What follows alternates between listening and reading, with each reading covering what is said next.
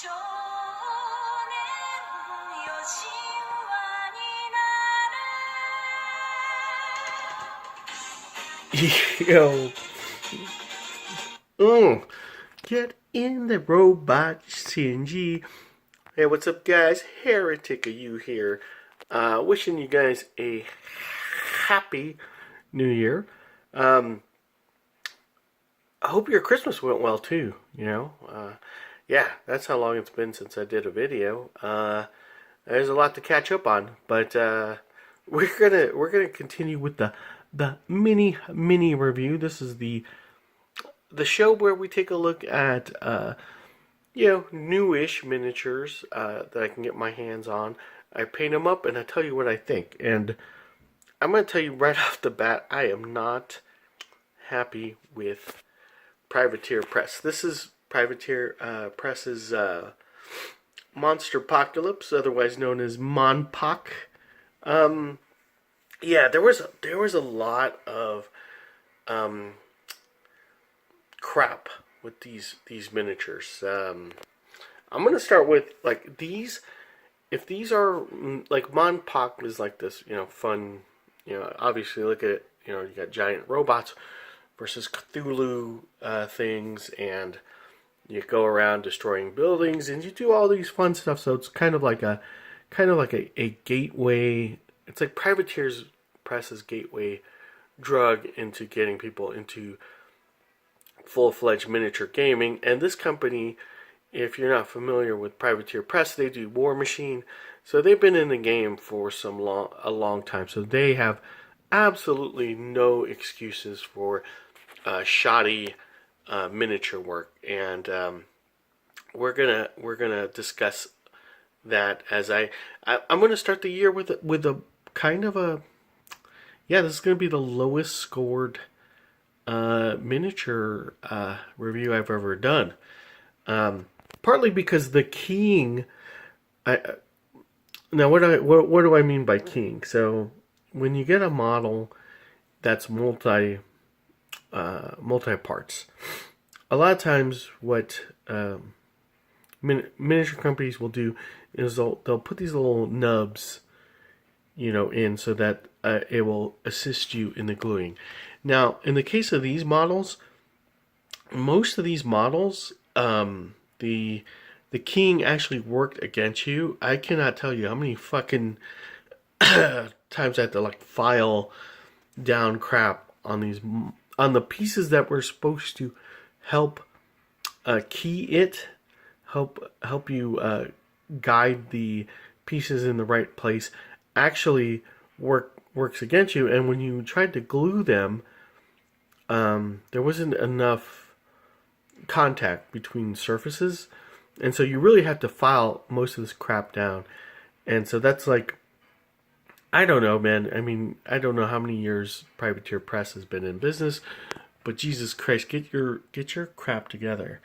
So that's problem number one. And you can see, like, problem number two, they use really cheap. This is how this shipped, man. Look at that. It's freaking garbage. Also, I did not get a stand for that, so yeah, that's great. So also get your parts department correct. Now, I do like these little flying bases. I think from most of the miniatures I've put together over the years, these have been probably the best looking. So I'll give props there. But I mean, come on, guys, man.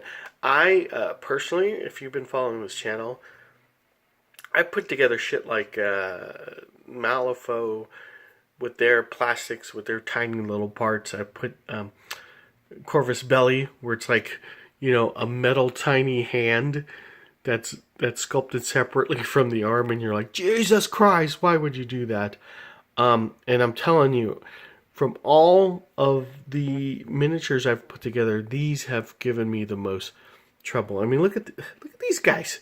Who sculpts a model like this? Look at that. What? That's just bad. That's just bad planning. I don't know. I think you need to take their CAD sculptor and take him out in the back and fire him. Fire him. Actually, I put together a lot of War Machine stuff before and painted it, and it wasn't anywhere near this bad. I don't personally like Privateer Press. Their plastics, I think they should have stuck with metal. Their metal stuff back in the day was amazing, and their plastics have kind of been meh. They're kind of on par with like Soda Pop miniatures, I would say. So it's not very good quality. It's not crisp. It's for starters. Wait, hold on, if I can find. Look at these sprues, man. Hold on. Look at these giant fucking chunks of plastic you got to cut off to get these models, and so you're gonna need a major file. I had to use this to file this crap down. This giant metal file that could gnaw off like like metal bolts and shit to get these to stick together. But yeah, so I'm gonna give the sculpting. Also, I mean, most of this crap is like very uninspired. Like, what the hell is this? This looks like, there should be like fruit. You know what I'm talking about? Like the little harvest festival. Like, what the fuck is this, man? What? I have no words. The bombers are cool. The strike bombers are cool. The tanks, aside from whatever that is, the tanks came out pretty good. I like that, and I do like the Cthulhu looking guy. He's pretty good. The Gundams, this should have been like the signature model of this whole line, and you can see the freaking mold lines on that. I didn't even file that down. There's just all kinds of problems with these models, man, and it's. Anyways, I put this together and painted them, and Jesus, I'm gonna give the sculpts are kind of uninspired and really generic. I mean, let me give you an idea of scale. So there's your GW. See how crisp a GW.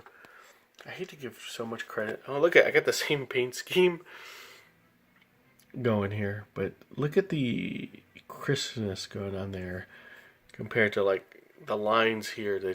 They don't pop. It's not very fun to paint, but I got it done. It's going to be mailed out to the client. Hopefully he'll be all right. I mean, I didn't charge him a lot for this job, so as for a score, I'm going to give the sculpting a D. This is pretty much the most generic looking set ever. And the actual, modeling, putting these together, an F. They should be fired. Whoever did this, fire them, Privateer Press. That's it for now. I do have a Rivet War set I will be working on, and we'll go over those sculpts. Those are by Simon next. So, cool. I'll see you on the next video. And schmappy schmooyer.